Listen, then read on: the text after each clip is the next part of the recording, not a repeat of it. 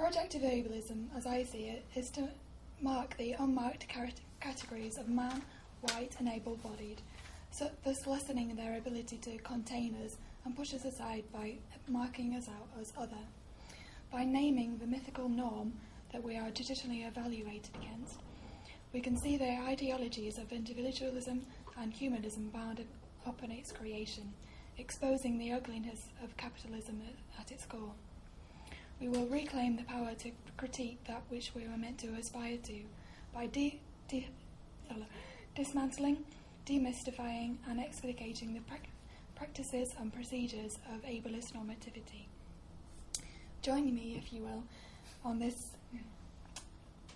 brief journey through a feminist perspective on theorising disability. Feminism loves another science, the sciences and politics of interpretation, translation, stuttering, and the partially understood. Feminism is about the... I've lost myself. Feminism is about a critical vision consequented upon a critical positioning on an unhomogeneous gendered social space. Sorry, I lost myself there. What I understand of Donna Haraway here and her playful use of the term science is that feminism cannot and indeed refuses to be given any single definition.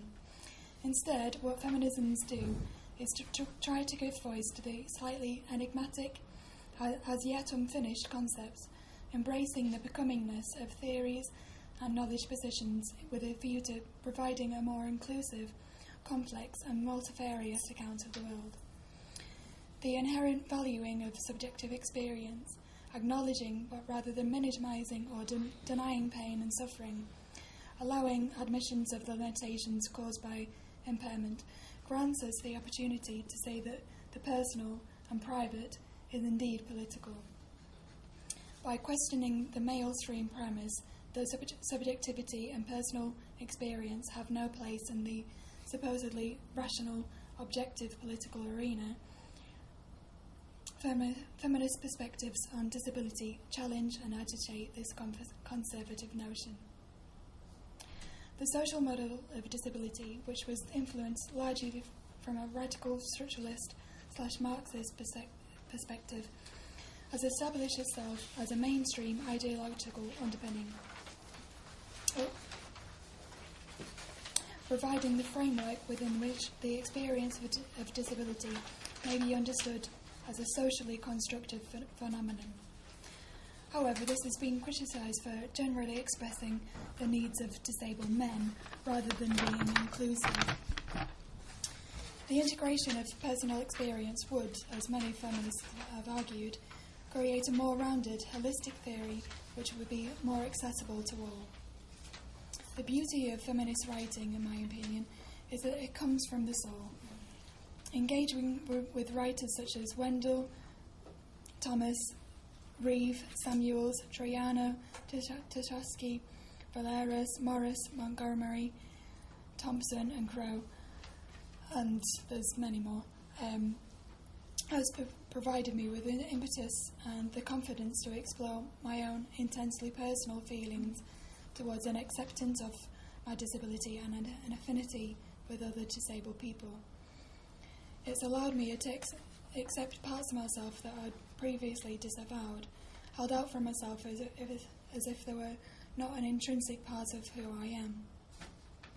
It allowed me to speak candidly about my impairments, without having to choose a side, pride or shame, but being able to open to the possibility that both can exist at the same time.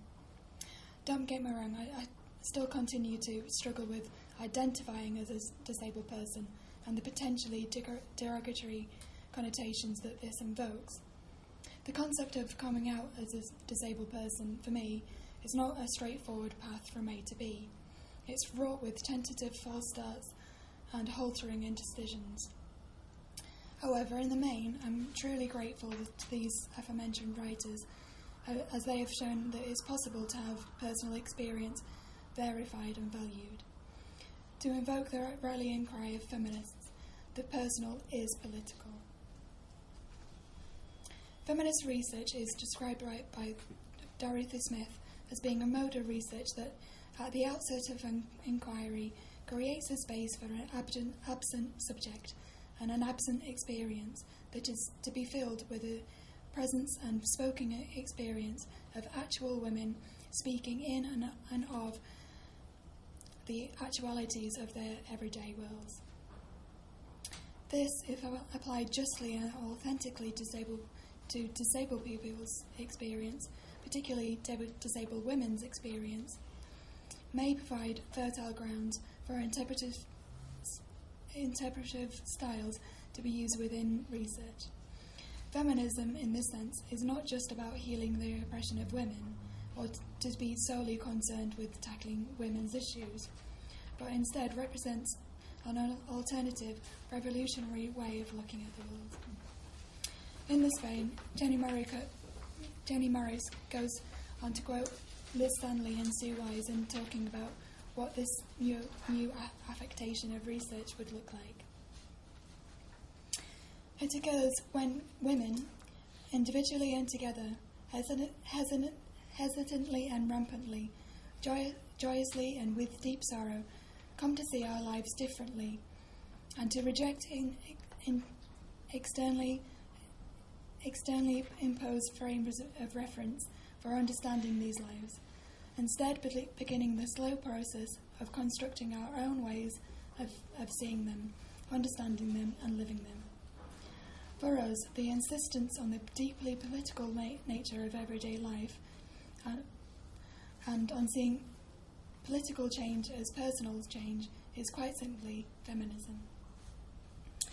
This view of research as emancipatory excites and uplifts me, engendering, as it does, a myriad of possibilities and potentialities, particularly if it is coupled with the deconstructionist notion of maintaining a certain ethereal quality, of keeping the ball in play, never letting it settle and produce yet another grand narrative collecting dust. This relates well to C. Wright Mills's work on making personal troubles public issues, by not only recounting narratives of disabled people's lives, but focusing on scrutinising the genealogies of knowledge that feed into the production of disability. We can hope to conduct real, life-changing research. Feminist frameworks, or what I perceive to be feminist frameworks, encourage fractures, variance, and a certain amount of discord. I feel that this is a way of celebrating difference instead of denying it, and at the same time celebrating sameness as well, allowing us to embrace the fractured and split parts of ourselves. Sheldon feels this fragmentation to be an inherently negative thing, but I don't see it in that way. She quotes Shakespeare, who identifies the issues in this debate.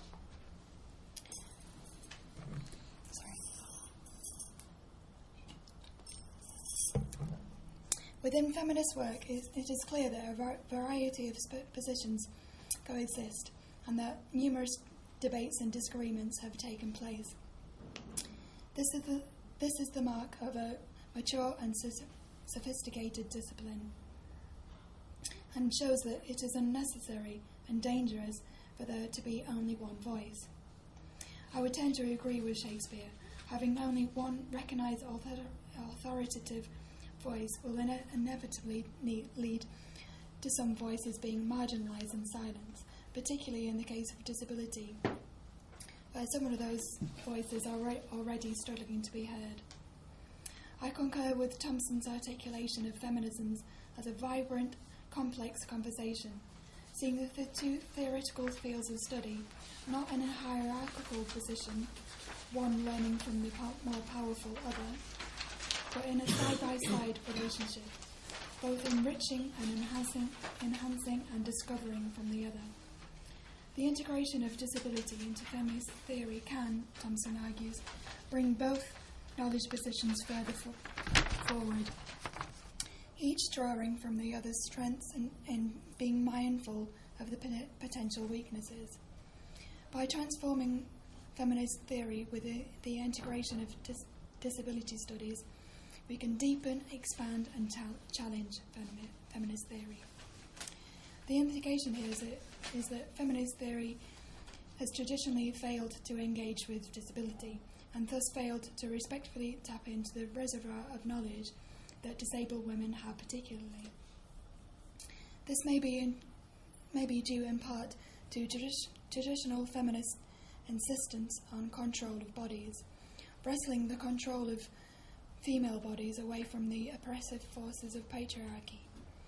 Disabled women may feel comparatively powerless in being able to perform these so-called essential attributes.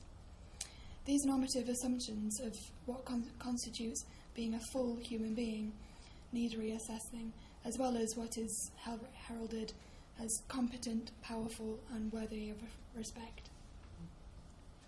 Bonnie Klein perceptively states, "I feel as if my colleagues are ashamed of me because I'm no longer the image of strength, competence, and independence that feminists, including myself, are so eager to project." There is clearly a conflict between feminism's rhetoric of inclusion and failure to include disability.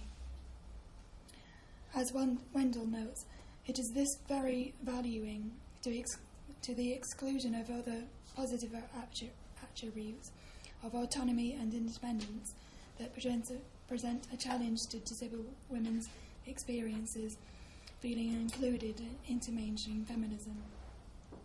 However, if feminism is combined with other forces such as post-structuralism and post-conventionalism, then it can be enabled to conceive of its own prejudices and begin the journey to inclusivity.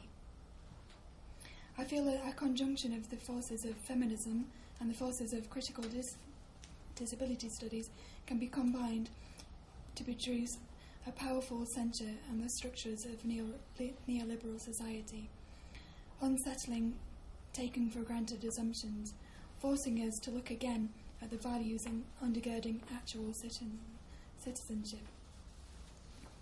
Feminisms have traditionally sought to question, and in some cases subvert, the order that humanism has been so successful in naturalising.